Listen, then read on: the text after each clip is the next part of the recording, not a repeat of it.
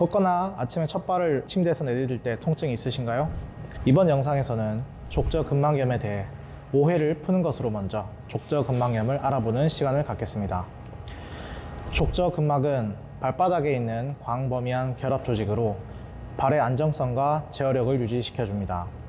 제자리에 서 있거나 걷고 달리기 등의 활동 및 엄지발가락의 신전이 그다음 아킬레스건의 긴장이나 다른 족저 근육들이 수축할 경우에 족저근막의 긴장이 증가됩니다. 따라서 긴장되는 동작이 과하게 반복이 될 경우 힘줄의 손상이 반복되고 족저근막병증이 발생할 수 있습니다. 족저근막에 대한 3가지 오해를 풀어보겠습니다. 첫 번째는 족저근막염은 족저근막에 염증이 생긴 질환으로 알려져 있습니다. 그러나 현재 연구 결과에 따르면 국소염증 반응이 질병의 주된 원인이 아니라는 연구들이 많이 있습니다.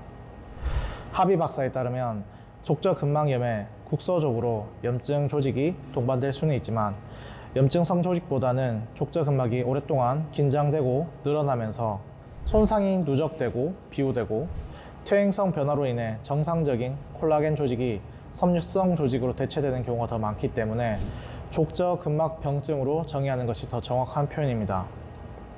다시 말해서 족저근막병증은 염증성 변화라기보다는 발바닥에 있는 정상적인 근막이 닳고 비우되고 섬유성 조직으로 대체되는 것을 의미합니다. 따라서 기본적인 염증 치료인 라이스, 즉 얼음찜질, 항염증제, 압박 및 다리 거상과 같은 치료법은 권장되지 않습니다. 두 번째 오해는 스트레칭을 위해서 단독으로 발바닥에 둥근 볼을 이용하여 굴리거나 마사지하는 것을 그게 권장되지 않습니다. 족저근막은 손이나 다른 도구로 스트레칭 되기가 어려운 질긴 섬유성 결합 조직이기 때문입니다. 세 번째 오해는 간혹 족저근막병증 환자의 경우 종골에 뼈 돌기가 튀어나온 것을 확인할 수 있습니다. 이 튀어나온 골격 자체가 족저근막염을 악화시킨다고 오해하는 경우가 있습니다. 한센 박사에 따르면 뒤꿈치에 있는 골격이 족저근막 통증에 영향을 미치지 않는다고 보고하였습니다. 증상의 예후에도 차이가 없고 많은 환자들의 경우에 골격이 있어도 모르고 지내는 경우가 많이 있습니다. 다음은 족저근막 치료에 대해서 알아보겠습니다. 족저근막병증 치료는 비우되고 섬유화된 경화성 근막을 이완시키고 퇴행성 조직을 줄여나가는 것이 목표입니다. 초기 치료입니다. 첫 번째는 드라이 니들링을 할 수가 있습니다. 루이스 박사에 따르면 발바닥 근막의 트리거 포인트를 찾아서 니들링 하는 것이 유착을 풀어줄 수 있고 통증 및 통증 관련 장애를 호전시킨다고 하였습니다. 두 번째는 PRP 치료가 있습니다. 이용환 박사에 따르면 스테로이드와 PRP 주사를 비교를 했을 때 6에서 12개월 후에 월등히 PRP 치료가 발의 통증 및 기능 점수 AOFS에서도 호전되는 것을 확인할 수 있었습니다. 그 외에도 프롤로 치료나 체충격파 치료가 족저근막염 치료에 도움이 되는 것은 오랜 연구로 확인되었습니다. 이러한 치료들을 병행했을 때 치료 효과는 배가 됩니다. 위 치료들도 중요하지만 족저근막염이 재발을 하지 않기 위해서는 운동 재활 치료도 중요합니다. 먼저 운동 재활 치료를 이해하기 위해서는 환자군에 대한 이해가 필요합니다.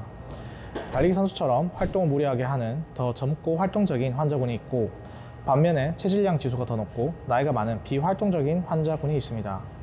그렇다면 왜 이 두 군 모두 발바닥 통증이 발생할까요? 간단히 운동의 양과 강도, 빈도가 다음과 같을 때 통증이 발생한다고 가정하겠습니다. 예를 들어서 오래 서 있거나 걷거나 달릴 때 로딩이 증가할 수 있습니다. 환자가 본인의 역량보다 로딩이 더 크게 작용할 경우 통증이 발생할 수 있습니다. 평소 운동하는 로딩보다 다시 회복하고 운동 부하를 견딜 역량이 부족한 러너의 경우 발바닥 통증이 지속될 수 있습니다. 너무 빨리 과한 일을 하거나 훈련 시 너무 과하게 속도나 총 주행거리를 늘린다면 문제가 될 수 있습니다. 반면 덜 활동적인 개인의 경우 일반적인 신체 활동과 운동량이 점진적인 감소를 했을 것이기 때문에 이는 개인의 역량 감소로 이어집니다. 적은 로딩에도 역량이 부족하기 때문에 적은 부하에도 족저근막이 버티지를 못합니다. 따라서 두 환자군 모두에 대한 재활의 목표는 이 방정식에 균형을 맞추어 개인의 역량을 끌어올려 매일 그리고 매주 경험하는 부하보다 크거나 같도록 하는 것입니다. 수면, 스트레스, 영양과 같은 다른 생활 방식 요인 또한 이 방정식에 영향을 미칠 수가 있습니다.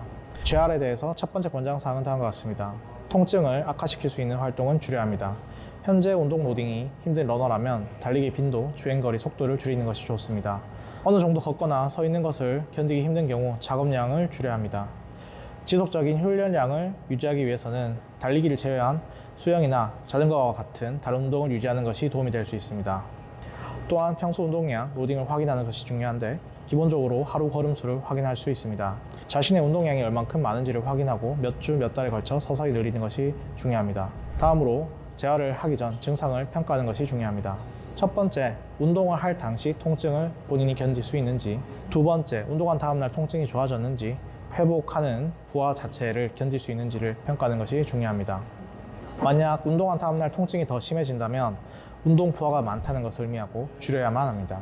예를 들어서 첫날 통증을 10점 만점에 2점으로 평가를 했을 경우 당일날은 통증의 허용 범위 내에서 운동을 한 것이지만 휴식 후에 다음날 5점으로 통증이 증가된다면 운동 중에는 통증을 견딜 수 있지만 운동 후 회복을 할 정도의 로딩을 벗어난 것으로 해석해야 합니다. 이럴 경우 운동량을 줄여야 합니다. 운동으로 신체 활동을 설명하였으나 평소에 하는 작업량이나 일하는 정도도 위와 같은 개념으로 이해할 수 있습니다. 신발과 발 보조기는 체중 부하를 줄이기 위해 고려할 수 있습니다. 족저근막 장력을 줄이기 위해 힐컵이나 다른 발바닥 보조기를 사용할 수 있습니다. 발바닥 하체의 지지력을 충분히 주어 발바닥의 부하를 완화시키는지를 확인해야 합니다. 발바닥의 하체 지지대를 잡아주는 맞춤형 발 보조기 또한 도움이 될 수 있습니다. 신발에 관해서 볼이 좁은 신발이 족저근막의 스트레스를 증가시키고 모션 제어 기능이 있는 신발은 족저근막에 가해진 스트레스를 줄여줍니다. 증상이 심할 경우 족저근막에 도움이 되는 신발을 신는 것이 좋습니다. 목표가 다른 두 개의 운동을 소개하겠습니다. 첫 번째는 단기적 목표입니다. 한 가지 운동을 권장하며 나머지 두 운동은 선택적으로 추가하여 운동할 수 있습니다. 두 번째는 장기적 목표입니다. 발바닥 근막에 점진적인 부하를 가하며 서기, 걷기, 달리기에 대한 내성을 높이는 운동들입니다. 단기적 목표와 마찬가지로 한 가지 운동을 권장하고 나머지 두 운동은 선택적으로 추가합니다. 하나를 선택하든 둘을 선택하든 아니면 6 동작을 모두 선택하든 증상, 목표, 시간 등에 따라 운동이 달라질 수 있으며 개별에 맞게 조정하여 실시하면 됩니다. 첫 번째로 추천하는 운동은 족저근막 스트레칭입니다. 이는 잠을 자거나 앉아있는 등 오랫동안 활동하지 않은 후 실시할 수 있습니다. 아픈 발을 다른 한쪽 다리 위에 올려놓습니다. 그리고 발가락을 정강이 쪽으로 당깁니다. 10초 동안 유지하며 이를 10회 반복합니다. 족저근막 스트레칭 후에 할 수 있는 두 가지 선택 운동은 발가락 컬과 발가락 요가가 있습니다. 발가락 컬은 수건을 사용하거나 사용하지 않고 발가락을 구부렸다가 펴는 동작입니다. 발가락 요가는 엄지발가락과 나머지 발가락을 번갈아가며 움직이는 동작입니다. 각각 최대 1분 동안 할 수 있으며 두 가지 운동 모두 실시할 수 있습니다. 장기적인 기능 향상을 위해 권장되는 운동은 발 뒤꿈치 들기입니다. 싱글레그 힐 레이즈를 엄지 발가락 아래에 수건을 넣고 실시할 수 있습니다. 발가락 아래에 수건이나 물건을 사용하거나 사용하지 않고 진행할 수 있습니다. 첫 번째, 바닥에서 두 발 발 뒤꿈치를 들어 올립니다. 25회씩 3세트 실시합니다. 두 번째, 발바닥에서 한 발로 발 뒤꿈치를 들어 올립니다. 15회씩 3세트 실시합니다. 세 번째, 높이를 올려 한 발로 뒤꿈치를 들어 올립니다. 8에서 15회씩 3에서 4세트 실시합니다. 필요에 따라 무게를 추가할 수 있습니다. 선택적인 운동으로는 발과 발목을 조절한 스플릿 스쿼트들이 있습니다. 첫 번째로 박스 스쿼트를 실시합니다. 20회씩 3세트를 실시합니다.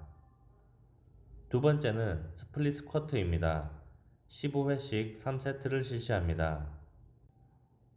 세 번째는 앞발을 올린 스플릿 스쿼트를 실시합니다. 이는 2에서 4인치 크기의 발판 위에 앞발을 올리고 실시합니다.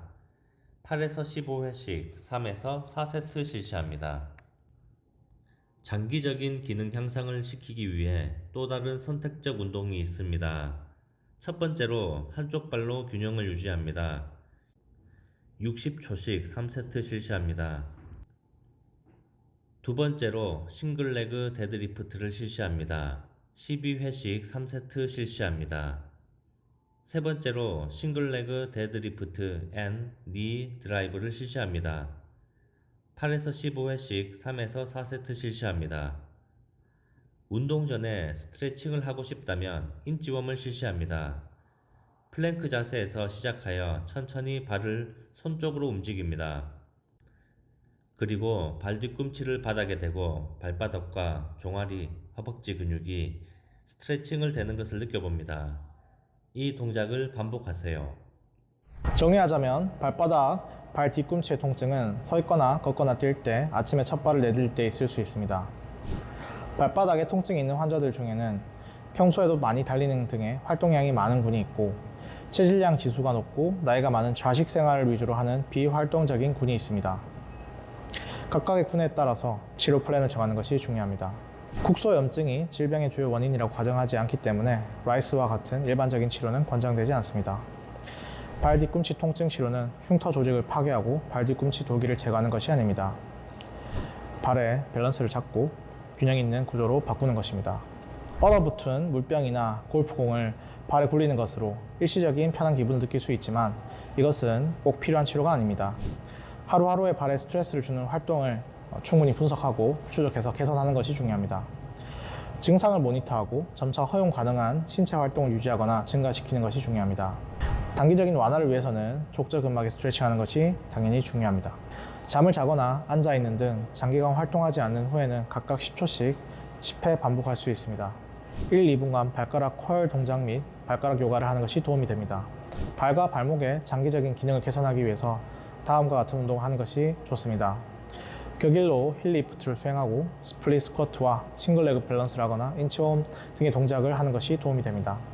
무엇을 하든 계획을 세우는 것이 중요하고 개인적인 목표와 필요에 맞춰서 진행할 수 있습니다. 발바닥, 발 뒤꿈치 통증에는 빠른 치료 방법은 없습니다. 3개월 동안의 목표를 정해서 꾸준히 재활 치료를 하는 것이 중요합니다.